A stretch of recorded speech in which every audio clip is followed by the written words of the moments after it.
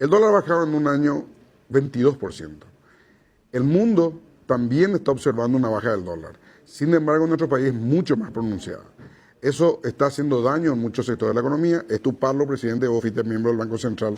El Banco Central es autónomo, pero ¿por qué el gobierno no hace algo para detener esa caída del dólar que está haciendo tanto perjuicio al gobierno, al Estado y al sector privado? Eso en primer lugar. Te voy a contar una anécdota primero, ¿verdad? Yo vuelvo a Paraguay en agosto del 2012, trabajaba en el Fondo Monetario Internacional y me designan miembro del directorio del Banco Central. Y en enero del 2013, Jorge Corbalán, que era el presidente en ese entonces, por mucho tiempo, de un directorio que estaba incompleto por mucho tiempo, me dice, Santiago, yo me voy de vacaciones, así que quédate vos a cargo. Enero del 2013 me quedo como presidente interino y recibo una llamada desde el Palacio Presidencial y me convocan a una reunión. Me voy, presidente Federico Franco, una mesa larga de exportadores y el tipo de cambio había tocado 3.700 guaraníes. Había una apreciación importante del tipo de cambio, ¿verdad?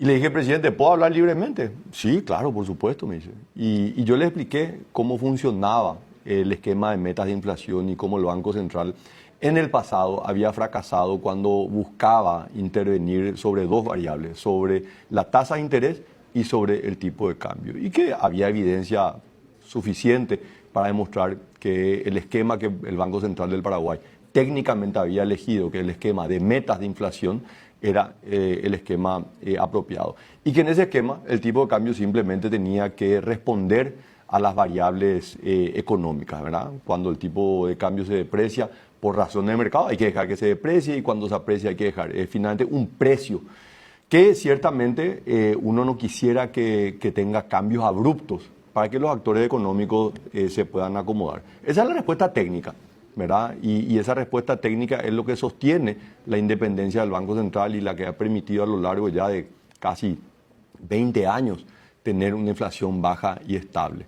Ahora, tu pregunta creo que es la más importante y ahí sí el gobierno tiene un rol, es cómo ese precio se traslada al consumidor, ¿verdad? Y este año se celebra o se celebró el 9 de marzo el 250 aniversario de la publicación del libro La riqueza de las naciones de Adam Smith, ¿verdad?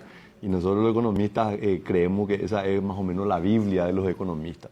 Y ese libro tiene mucha sabiduría, pero también a lo largo de la historia hemos visto que hay cosas que no funcionan tan bien como él describía, ¿verdad? La mano invisible del mercado y que el mercado todo lo regula, eso no es así. Y creo que con muy buen tino, Natalicio González escribió ese libro, El Estado servidor de un hombre libre, donde él entendía que había fallas de mercado, muy poco estudiado, ¿verdad? Realmente qué es lo que él en la década del 50 veía desde el punto de vista académico sobre la política pública.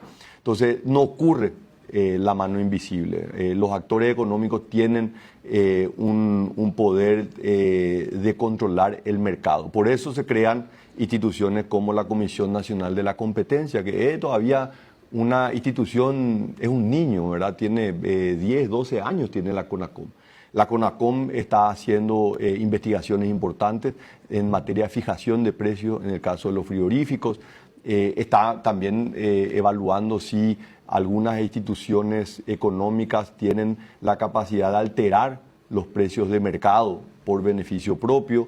Entonces, nosotros vemos que no se ha trasladado. Esa apreciación del 20% no se ha trasladado a los productos importados. Esto fue inclusive motivo de una reunión que yo convoqué a diferentes sectores, a la UIP, al Centro de Importadores, a la Cámara de Supermercados, actores individuales, ¿verdad? Muy importantes del mercado, y le dije, señores, algo no está funcionando.